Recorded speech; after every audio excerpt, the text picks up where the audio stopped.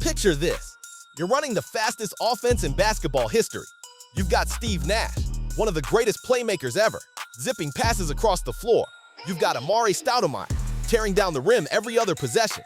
Shawn Marion doing a little bit of everything, rebounding, defending, scoring. The Phoenix Suns were a track meet on hardwood. They lived by the three, lived by the fast break, and lived by their 7 seconds or less identity. So when the front office suddenly decided to trade for Shaquille O'Neal, a 36-year-old center whose game was built on half-court dominance and sheer size, it stunned the basketball world. To many, it was like trying to put a freight train into a race car. This is the story of one of the strangest, most ill-fitting trades the league has ever seen, when the Phoenix Suns gambled everything on Shaq. The Suns weren't just a good team in the mid-2000s. They were revolutionary. Mike D'Antoni's offense redefined what NBA basketball could look like. Steve Nash won back-to-back MVPs in 2005 and 2006, orchestrating an attack that left defenses helpless. Amar'e Stoudemire was one of the most explosive bigs in the game, dominating inside with speed and power. Shawn Marion was the glue, an all-star forward who could guard multiple positions, run the floor, and rebound like a big man. The supporting cast was strong too. Leandro Barbosa brought scoring off the bench, Raja Bell was a defensive pest, and Boris Diaw provided playmaking versatility.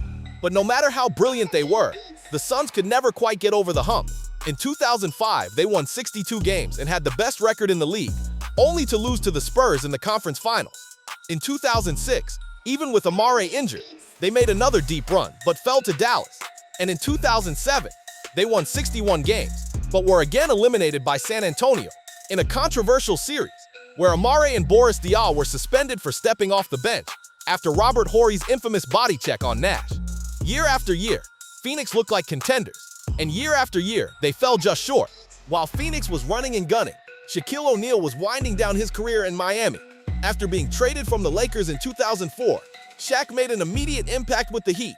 He nearly led them to the finals in his first year, finishing second in MVP voting to none other than Steve Nash. The following season, he teamed up with a young Dwayne Wade to bring Miami its first NBA championship in 2006. But by 2007, things were different. Shaq wasn't the same force he once was, and Wade was banged up too. Miami got swept out of the playoffs by the Chicago Bulls in the first round, and the writing was on the wall. The Diesel's time in South Beach was nearing an end. During the 2007 offseason, the Suns had a chance to swing big. They cleared cap space, they made calls, and they chased Kevin Garnett. There was genuine mutual interest. KG liked the idea of teaming up with Nash, but Minnesota's front office demanded the world in return. They wanted both Amar'e Stoudemire and Shawn Marion, which Phoenix just couldn't stomach. Eventually, Garnett was shipped to Boston in a blockbuster deal that would change NBA history. Meanwhile, Shawn Marion was exhausted from constantly hearing his name in trade rumors. Despite being an all-star and a key piece of the team's success, he felt underappreciated. He requested a trade. The tension was building, and although Phoenix entered the 2008 season as one of the top teams in the West, it felt like the foundation was starting to crack. Then came February 2008. At the trade deadline, the Suns, who had the best record in the West at that point, stunned the league by sending Shawn Marion and Marcus Banks to the Miami Heat in exchange for Shaquille O'Neal. The move made no sense on paper. The Suns' entire identity was built on speed and space, while Shaq was built on power and half-court sets. And the mastermind behind the deal? Steve Kerr. Yes, the same Steve Kerr who would later coach the Warriors and embrace small ball lineups. At the time, fans were left scratching their heads. To be fair, there was some logic. Marion was frustrated and likely leaving anyway. The Suns also needed someone to guard big men like Tim Duncan and Andrew Bynum in the playoffs. But offensively, it was oil and water. Nash wanted to run. Shaq needed to slow the game down. Phoenix was about to find out just how awkward that pairing could be. Shaq made his Suns debut on February 20th, 2008, in a nationally televised matchup against his old teammate Kobe Bryant and the Los Angeles Lakers. By then, the Lakers had just traded for Pau Gasol, setting up a clash of newly retooled Western Conference powerhouses. To his credit, Shaq looked better than many expected. He ran the floor decently, threw down a few dunks, even dove for a loose ball. He and Amar'e Stoudemire had a huge combined block on Vladimir Radmanovic, and the crowd roared when Steve Nash found Shaq for an alley-oop that cut the Lakers' lead to just one.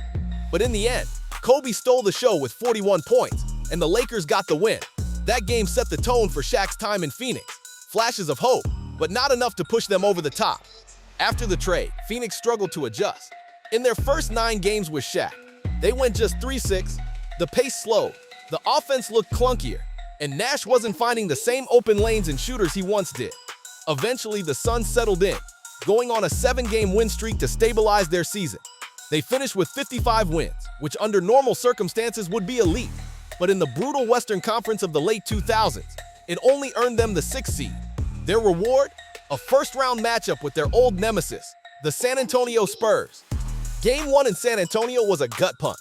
The Suns had chances to win, up 3 with 20 seconds left, until Michael Finley buried a clutch 3 to tie it. In overtime, Phoenix was once again ahead, only to collapse. And then came the dagger. Tim Duncan, who almost never shot threes, calmly drilled one over Shaq to tie the game again. The Spurs went on to win in double overtime. It was the kind of heartbreaking loss that defines a series. San Antonio went up 3-0, and though Phoenix stole a game, they were eliminated in 5. Shaq wasn't the difference maker they hoped for. San Antonio used the hack-a-Shaq strategy relentlessly, and O'Neal hit just 50% of his free throws. Worse, the man he was brought in to contain, Tim Duncan, averaged nearly 25 points and 14 rebounds per game in the series. For Phoenix, it was deja vu. Another year, another Spurs defeat. The offseason that followed brought even more change. Mike D'Antoni, the architect of Phoenix's revolutionary offense, left to coach the New York Knicks. His departure symbolized the end of an era. Without D'Antoni, the Suns no longer had the identity that made them special.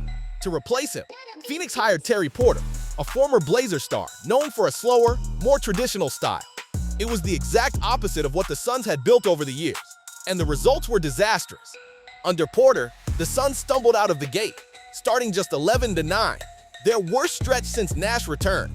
In an effort to shake things up, Phoenix traded Raja Bell and Boris Diaw to Charlotte for Jason Richardson. While Richardson added scoring, the Suns lost 2 more core pieces of their 2006 success. Things never clicked. By February, the front office pulled the plug, firing Porter after just 51 games and promoting Alvin Gentry. The Suns improved slightly, but then disaster struck again. Amar'e Stoudemire suffered an eye injury that ended his season. Without him, Phoenix faded and missed the playoffs for the first time in 4 years. Oddly enough, Shaq himself had a bounce-back year. He was named an All-Star in 2009, even sharing the game's MVP award with Kobe Bryant. He averaged solid numbers, made the All-NBA third team, and proved he wasn't completely washed. But the reality was clear.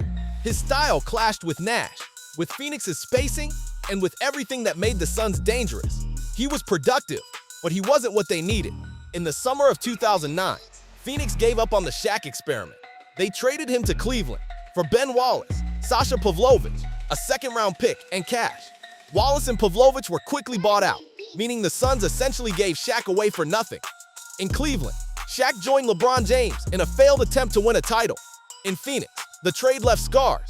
The team had lost Shawn Marion, their identity, and a legitimate chance to contend in the Nash era.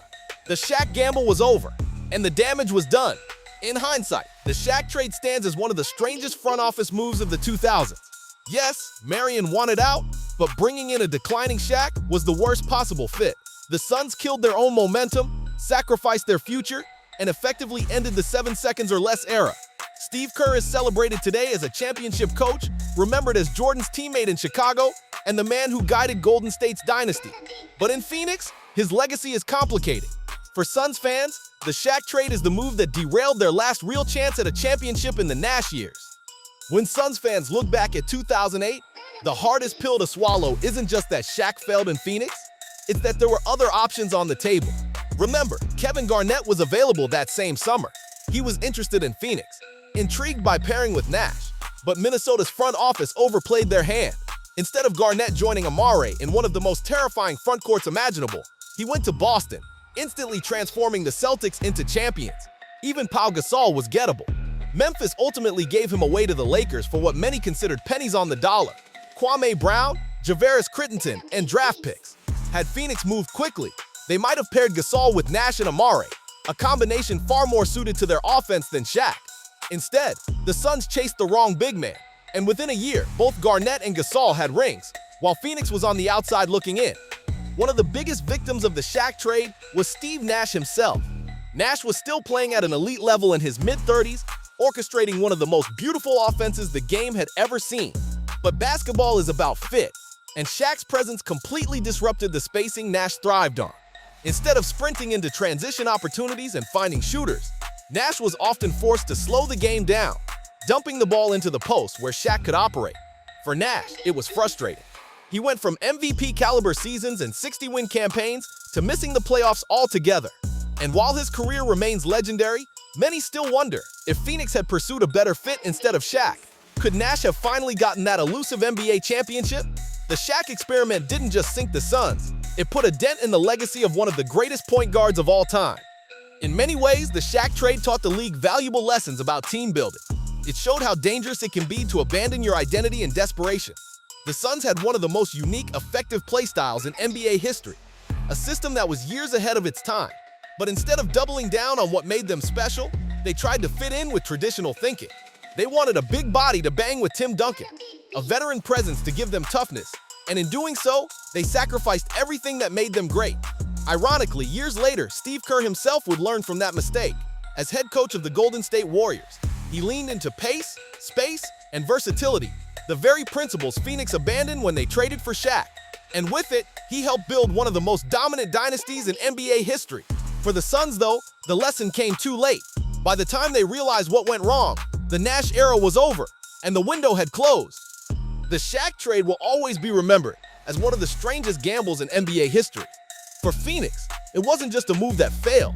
It was a move that closed the book on one of the most exciting eras the game has ever seen. The Suns went from revolutionizing basketball to chasing old-school tradition, and in the process, they lost their identity.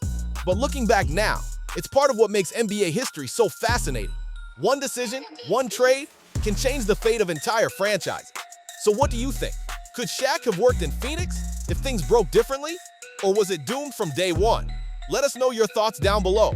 And if you enjoyed this video, don't forget to drop a like, subscribe to the channel, and hit that notification bell so you never miss out on more deep dives into basketball history. Thanks for watching, and we'll see you in the next one.